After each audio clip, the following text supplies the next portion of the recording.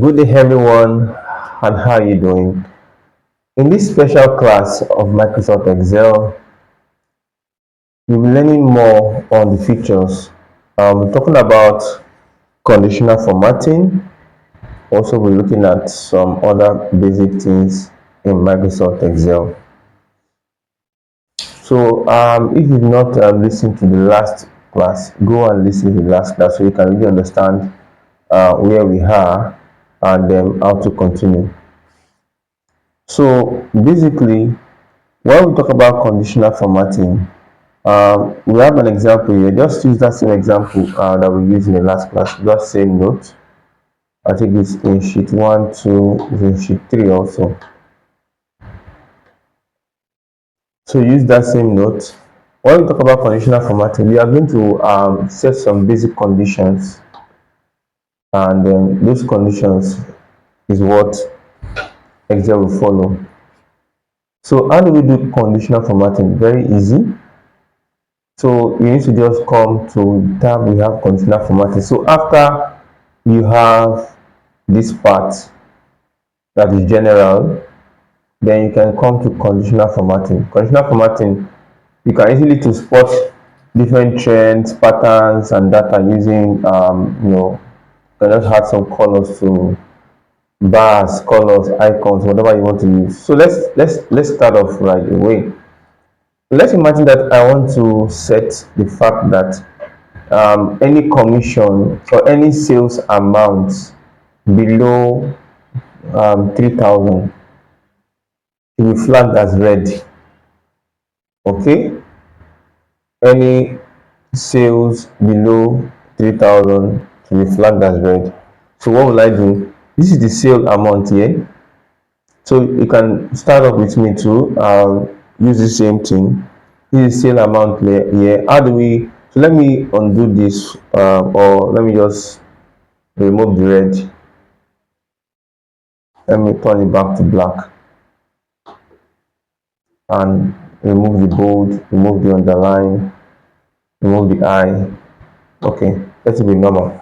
So we can observe. Then this one, what's here?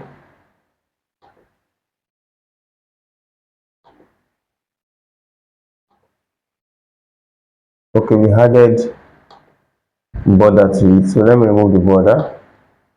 Okay, good. So I guess you're on the same page now. I think you and I should be on the same page. Now, we want to check for which sale amount is below 2,000. Then we make it to be red color.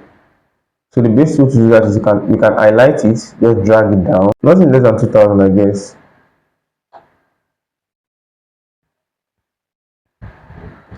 So that will not work really. So let's say anything less than 4,000, $4,000, $4,000.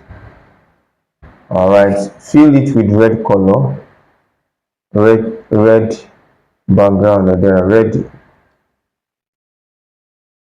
light red with dark text. Yeah, okay.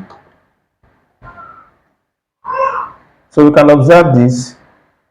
See the people that have sale amount that is below 3,000. 1, 2, 3, 4, 5, 6.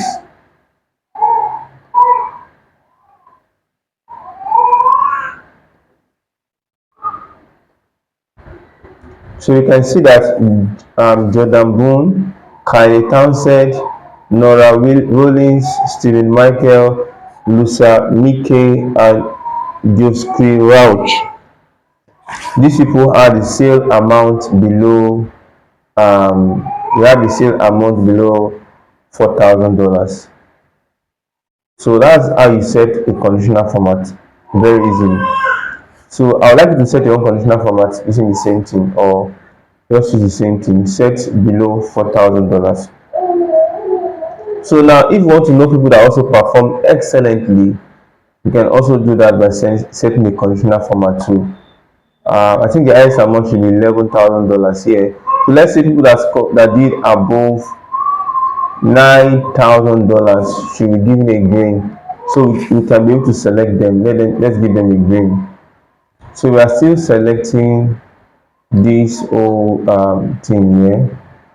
We are selecting it. I thought you select on different times. So um, inside the conditional format, I highlight cell rules. We say greater than $9,000, 9,000, greater than 9,000, set with color should be green and press OK. So we see here that Ivan Hines, Jonah Huggins, and Bryce Carpenter, these three people had above $9,000. So it's very easy to spot them that they had a sale amount above $9,000. So you can see that it's very, very helpful. Conditional formatting is very, very helpful. Okay, so that is how you do conditional formatting. You can also test around with the other ones. So let me use a new sheet to do that. Let me use this sheet or this one here in freeze panes.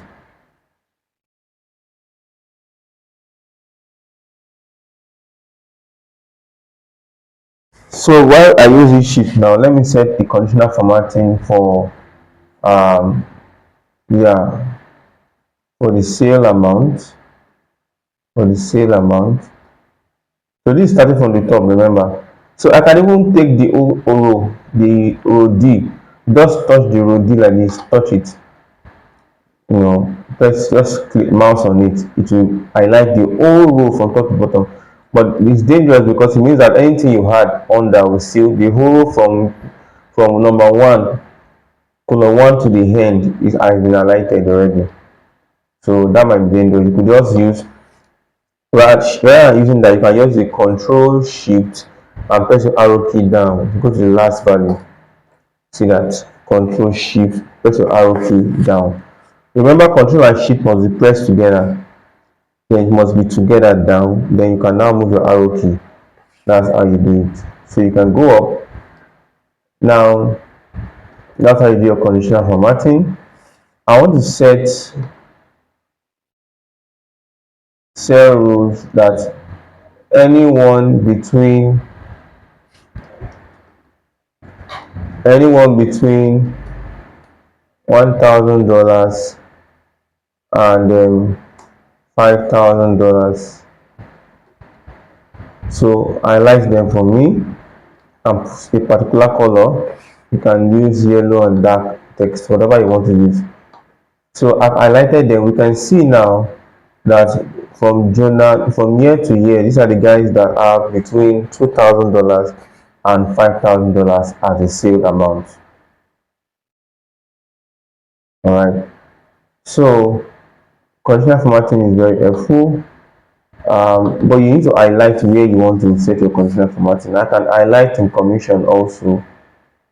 And I set the conditional formatting. I say highlight cells. Anyone that is equal to a particular amount. Let me say $716. So you can see 716. Wait. You can set something like this. Highlight cells equal to a particular value, equal to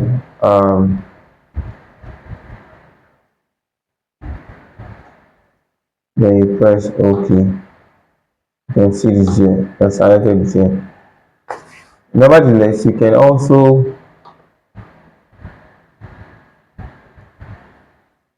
highlight the text containing a particular name, whatever it is. You can highlight the text containing a particular name. You can highlight. I can do my control shift down, control shift side. and do a conditional formatting and say that highlight cells with text containing um, whatever it is, Jordan. So it has highlighted Jordan Bone. It has highlighted Jordan Bone. Jordan Bone has been highlighted. So that's how you do conditional formatting. Control Shift side, Control Shift down to pick the whole text range. So what is happening is what I pick now is a range from the range of cells. So you can do different things, a date occurring, duplicate values, whatever it is, you can highlight. So you can also use data bars to highlight. You can use top 10 items to highlight. So look at this, has highlighted the top 10 items. So it is very good in top 10 items has highlighted this. This is very good in data analysis also. Conditional formatting is very good in data analysis. So I'm using my control shift side, control shift down. You can use whatever it is. You can even set a new rule if you want to set it. You can set a new rule entirely if you want to set it and use colors to do that.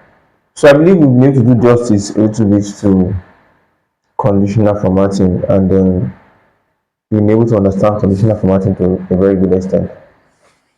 So let's talk about autofill. Autofill. In autofill now, you can fill up some set of values. Excel has an autofill by default. So Excel kind of does reasoning also. Not like artificial intelligence reasoning, but at least if you start something, it knows how to autocomplete for you.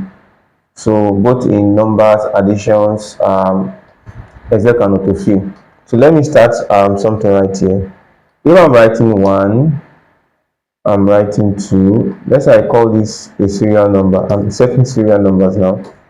I'm writing 1, I'm writing 2, I'm writing 3. If I want to write it down to 50, it may be a little bit laborious. But Excel can autocomplete. Let me create a new sheet and name it autocomplete. Autocomplete. So let's say I have my serial number here. I have names. I have, what do I have again? Names. I have ID number. ID number.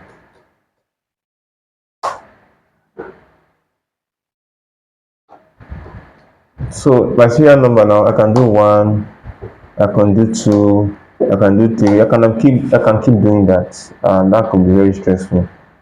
Then name, I can write names, Precious.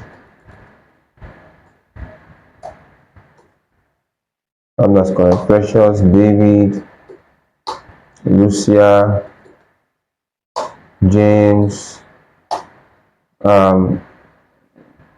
Names, name of people.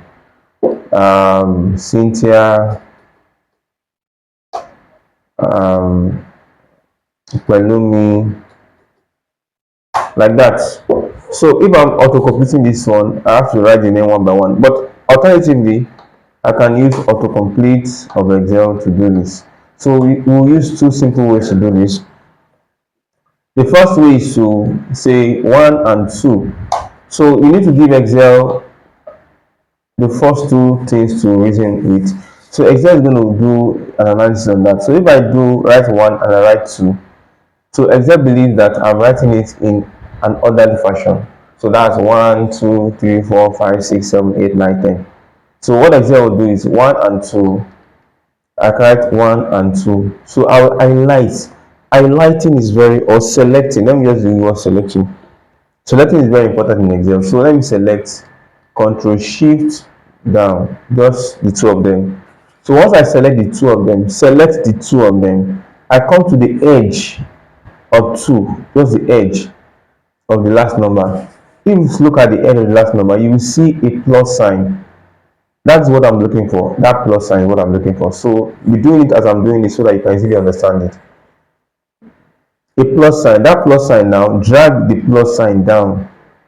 Once you see a plus sign, don't drag the plus sign down to any length you want to do it. Let me stop at 20. Excel will complete that for me, complete easily, so I can fill up the names. That's what Excel does. So remember, I provided one, I provided two. So Excel is able to look at those ones I provided and do an autocomplete.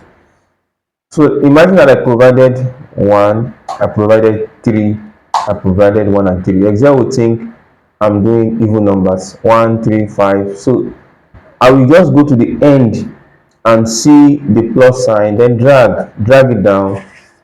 Excel will think I'm doing 1, 3, 5, like that. 1, 3, 5, 7, 9, 11, 13. Same thing if I do 2, if I do 4, Excel will think I'm doing 2, 4, 6, 8, and is it completing for me. That's one way to do that. Another way is not as easy as that. So let me come here. I'll do one. So I can say here, write a formula. So we're going to talk about formula extensively. I'm not going to formula yet. So is equal to so what I'm doing. In the second place, I'm writing is equal to. I'll now carry your arrow key. The arrow keys are very important, right? My arrow key, I move to the top, to the first one. So you can see what I'm doing. Look at it. Even if you look at this bar here, you see exactly what you are doing. I'm on 11 1. That's row 11 column 1. So you will see that is equal to 11 1. Can you see it here? This is the formula tab. So I can write plus. So to write plus is easy. Just press your shift down, shift and is equal to. I think you can do that in math in keyboard. Press your shift down or use your normal tab plus sign on your keyboard. Plus 1. When I do plus 1, that's equal to 2 straight away. So once I have that, well, I can now decide to drag down also. Just drag down. It will keep on moving that way. Or Ctrl Z. Another thing I can do is to highlight it. I'm not dragging down now. I'm just highlighting it to the bottom. Once I highlight it to the bottom where I want to stop, I use a Control and D to duplicate. Control, press it down, then D to duplicate. So look at the word I use. Control and D to duplicate. Duplicate. So these are two ways you can do it. Control and D to duplicate. Remember, you can do it two ways. The first way is either you just pick the first one, look for the plus sign, but always remember something. If I do it like this one and I don't attach 2 to it so that Excel can understand, Excel will think I'm duplicating the only first number. So if I take only the first one and I look for the plus sign and I drag, I'm making a mistake. What mistake am I making? I'm just dragging this one down. Excel will think I'm doing the same 1 1 1 1 1. Do exactly what I'm doing. Don't be doing it, I'm doing it. The most important thing to find is what? The plus sign. So there are two kind of plus sign. That's, you will see what I'm saying. Look at the plus sign. So if I do 3 and I do 4, see the plus sign here. I highlight it too. Look at the plus, tiny plus sign. Tiny plus sign.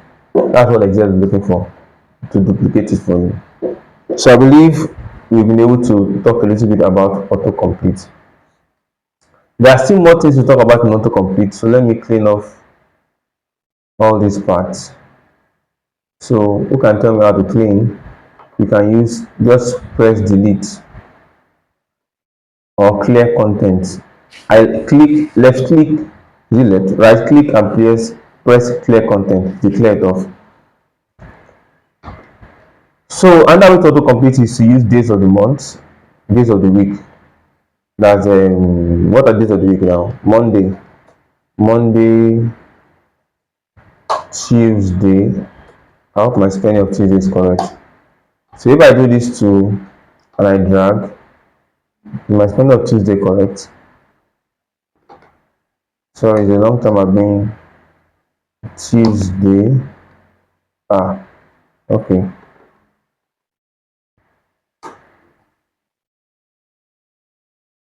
Tuesday, like this.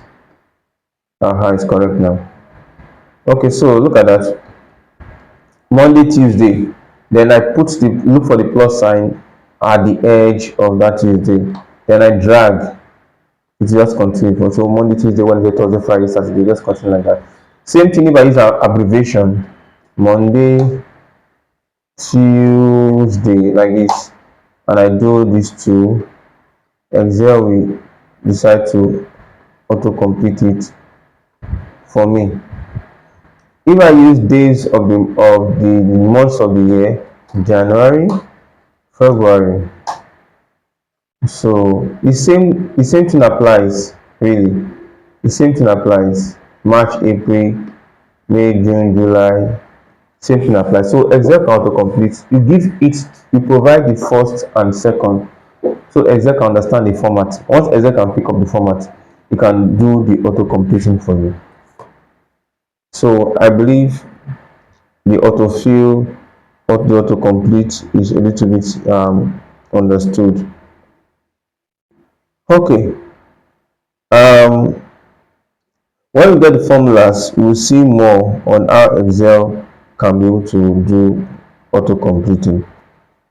So let's take it one by one. In the next class, we'll now talk about working with formulas. So in formulas, you'll be able to understand so much about the capacity of Excel. Thank you for joining this class.